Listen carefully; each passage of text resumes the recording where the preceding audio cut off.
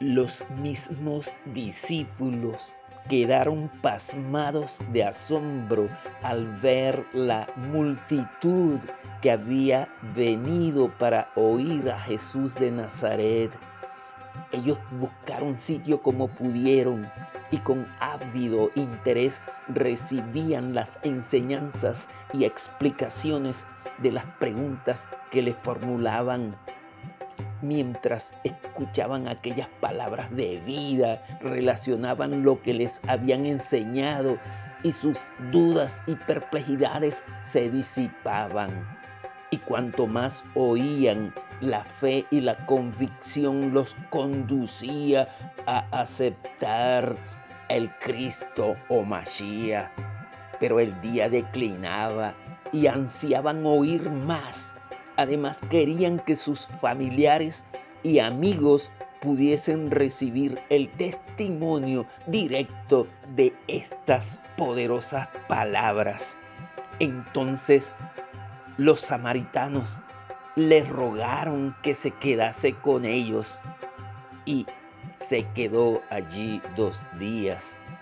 Y el testimonio de las Sagradas Escrituras dicen: y creyeron muchos más por la palabra de él, y decían a la mujer: ya no creemos solamente por lo que nos has dicho, porque nosotros mismos hemos oído y ahora estamos convencidos de que este es verdaderamente el Salvador del mundo, el Cristo Mashiach.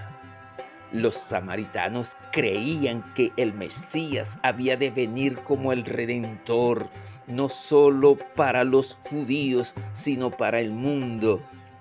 El Espíritu Santo había inspirado a Moshe, que lo anunciaba como el profeta enviado de Dios. Además, por medio del patriarca Abraham, declaraba que todas las naciones de la tierra serían benditas en él. A través de Jacob se anunció que todas las gentes se congregarían a su alrededor. En esos pasajes de las Sagradas Escrituras compiladas en el Pentateuco, los samaritanos basaban su fe en Mashiach, pero el hecho de que se habían interpretado erróneamente a los profetas ulteriores, donde se atribuía a la primera venida de Mashiach la gloria de su segunda venida, los había inducido a descartar todos los escritos sagrados, a excepción de aquellos que habían sido dados por medio de Moshe. Pero allí estaba el profeta Jesús de Nazaret, ofreciendo con elocuencia las poderosas enseñanzas de los escritos de Moisés, los profetas y los salmos acerca del reino de Dios y de sí mismo, de modo que muchos aceptaron las profecías y sus enseñanzas e hicieron esta solemne confesión de fe: ahora estamos convencidos de que este es verdaderamente el Salvador del mundo, el Cristo. Allí se había comenzado a cumplir el derribamiento del muro separador que existía entre los judíos y los gentiles, y se estaba dando comienzo a predicar el evangelio a todas las naciones.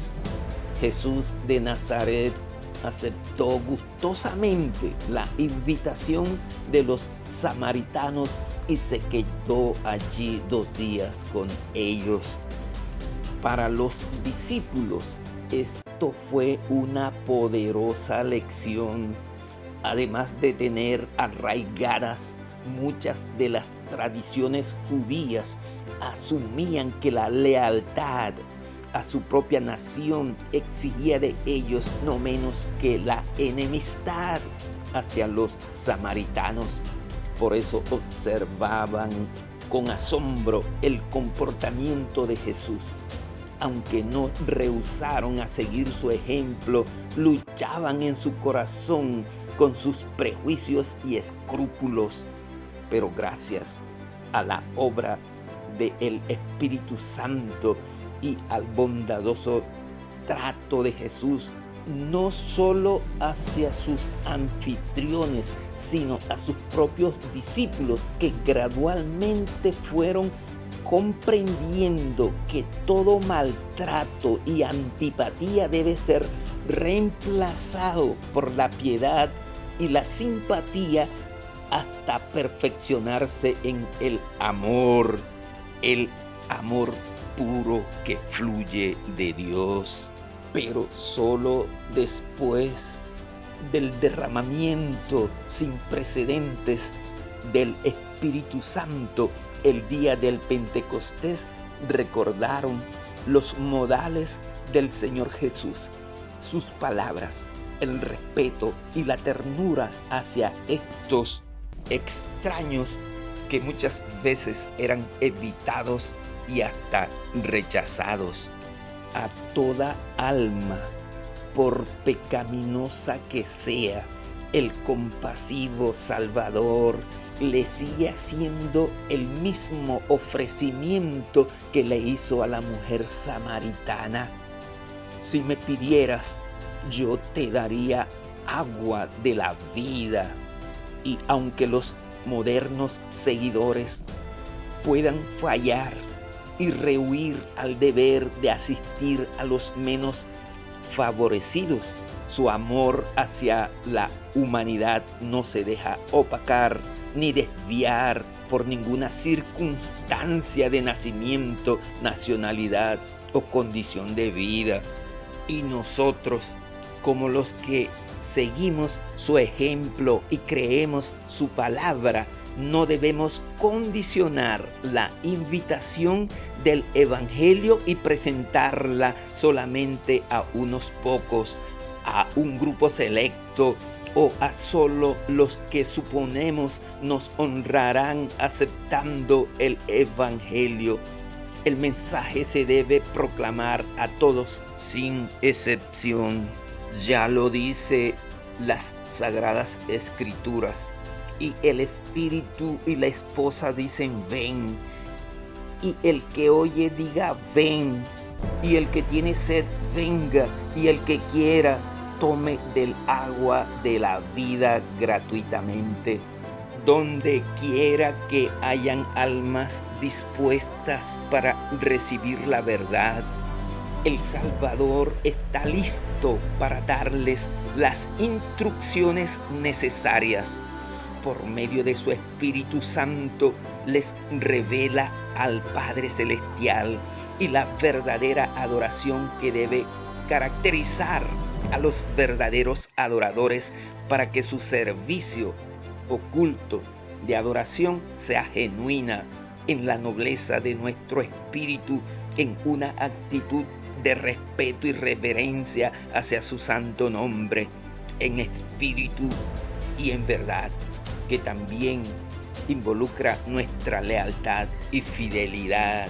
Cuando Jesús de Nazaret se había dispuesto a descansar junto al pozo de Jacob, venía de Judea con destino a Galilea para evitar enfrentamientos innecesarios entre sus propios discípulos y los seguidores de Juan el Bautista. Además, para distraer la atención de los fariseos y los líderes religiosos, se había suscitado una efervescente animosidad entre la gente. Muchos ponían en duda su carácter divino como el siervo del Señor, pero aun cuando se sentía fatigado por el trayecto del camino, no desperdició la oportunidad de llevar el mensaje de salvación a una sola persona, la mujer samaritana. Aunque ella, siendo una total extraña, considerada enemiga y en unas circunstancias de vida que para alguien podría representar el prospecto menos prometedor en términos espirituales, llevaba una vida de pecado, pero allí estaba el Salvador del mundo, que rebosaba de compasión por ella como por cualquier pecador de este mundo, porque el Hijo del Hombre vino a buscar y a salvar lo que se había perdido. Como maestro y predicador, Jesús de Nazaret no esperaba a que se reuniese mucha gente como su auditorium. Muchas veces comenzaba dictando sus lecciones con unos pocos de los que se reunían a su alrededor, pero como es natural, la gente al observar la escena y al detenerse un poco para escuchar de qué se trataba el asunto, se iban añadiendo hasta que conformaban una multitud que oían con asombro y reverencia la palabra de Dios explicada con elocuencia por este maestro que daba la impresión de que hablaba con una autoridad inusual, una autoridad divina. Asimismo, el que trabaja para la obra del Evangelio no debe asumir que no debe hablar con el mismo fervor a unos pocos oyentes que a un gran auditorium.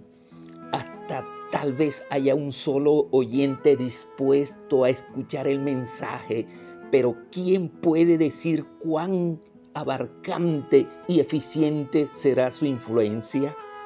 Para los discípulos les pareció un incidente sin mayor importancia el hecho de que Jesús de Nazaret se encontrara, dadas las circunstancias, con la mujer samaritana que había venido a buscar agua en el pozo donde la gente de los alrededores solía hacerlo. Pero Jesús de Nazaret, el gran maestro de Galilea, le dedicó el tiempo y la debida atención como lo hizo con el respetable miembro del Sanedrín, el fariseo Nicodemo. Las poderosas palabras que le fueron reveladas a la mujer samaritana han tenido una relevancia extraordinaria y han sido repetidas hasta en los últimos confines de esta tierra.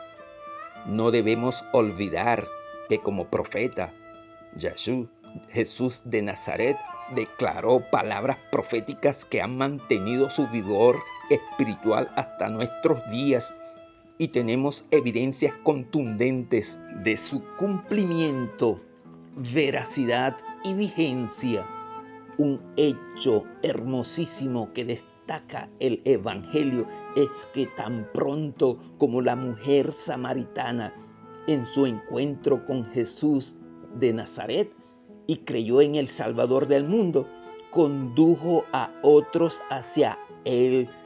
Resultó ser una misionera eficiente y comprometida.